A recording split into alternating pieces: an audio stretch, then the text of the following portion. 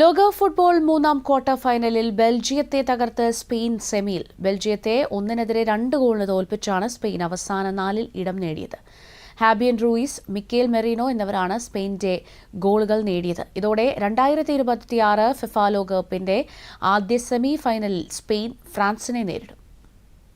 ഈ ലോകകപ്പ് കണ്ട ഏറ്റവും ശക്തവും സുന്ദരവുമായ മത്സരങ്ങളൊന്നായി മാറിയ സ്പെയിൻ ബെൽജിയം ക്വാർട്ടർ പോരാട്ടത്തിൽ സൂപ്പർ സബ്ബായി കളത്തിലെത്തിയ മൈക്കൽ മെറീനോയുടെ വിധിനിർണായകമായ ഗോളിലാണ് സ്പെയിന്റെ വിജയം.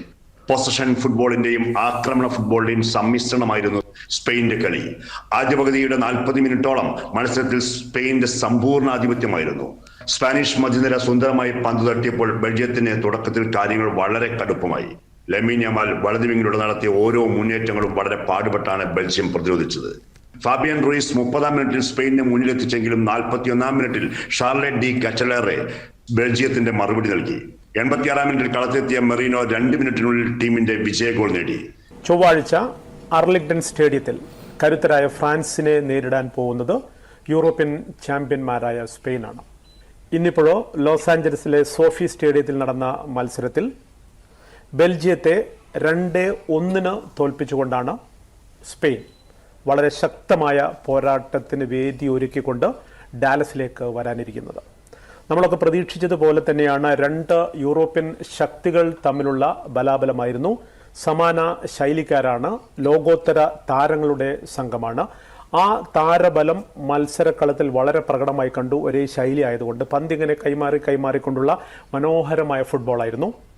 ലൂയിസിന്റെ ഗോളോടുകൂടിയാണ് കളം ഉണരുന്നത്. 34-ാം മിനിറ്റിലാണ് ഫാബിയൻ ലൂയിസ് എന്ന PSG താരം സുന്ദരമായിട്ട് തിബോത്ത് കൊത്വ എന്ന ബെൽജിയത്തിന്റെ റയൽ ഗോൾ കീപ്പറെ പരാജയപ്പെടുത്തിക്കൊണ്ട് ഡിഫ്ലക്ഷൻ വന്ന പന്താണ് അദ്ദേഹം ഗോളാക്കി മാറ്റി.